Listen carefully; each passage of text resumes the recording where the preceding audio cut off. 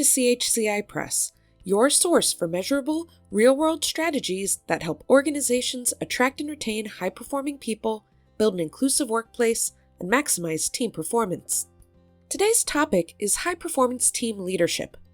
Assembling a team brings together varied perspectives and expertise, but it also presents the challenge of harnessing this diversity into a unified, productive force. How do we embrace different viewpoints while forging a cohesive team? How do we guide the team through growth, obstacles, and success?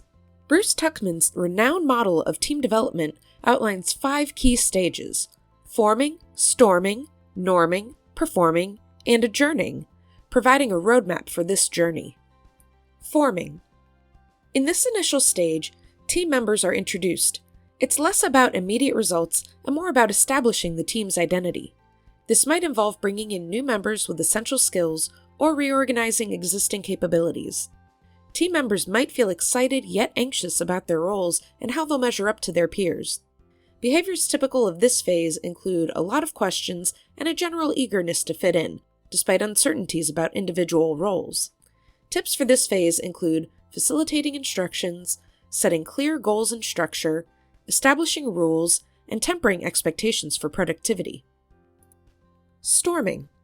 As team members begin to share their ideas, differing viewpoints can lead to conflicts, marking the storming phase. The initial enthusiasm may wane as challenges in teamwork and individual differences become apparent. Team behavior may become less polite, with increased frustration and potential disputes. To navigate this phase, encourage the expression of diverse opinions, maintain realistic goals, address underlying issues promptly, and promote open communication. Norming. During the norming phase, the team starts to iron out differences, aligning personal expectations with the collective goals. Confidence grows as members learn to collaborate more openly and solutions begin to emerge. The focus shifts towards resolving conflicts and working together efficiently, leading to increased agreement and movement toward shared objectives. Encourage initiative, recognize achievements, delegate appropriately, and foster team bonding and communication to support this stage. Performing. At this point, team satisfaction and output rise significantly. The team becomes cognizant of its collective strengths and areas for improvement. A sense of mutual respect and reliance develops, enhancing overall efficiency. Despite potential minor disagreements, the team operates effectively, often autonomously, making significant contributions to its goals.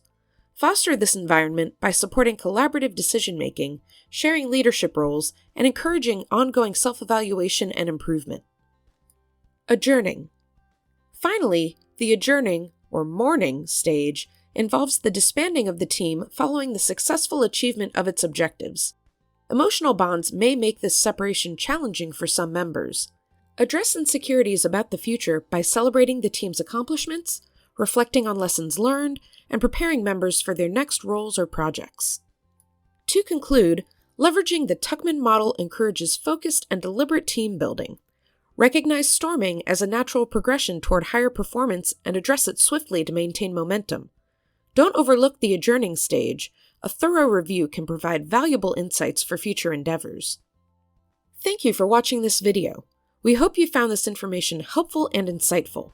For any questions, feel free to contact CHCI Press at chcipress.com.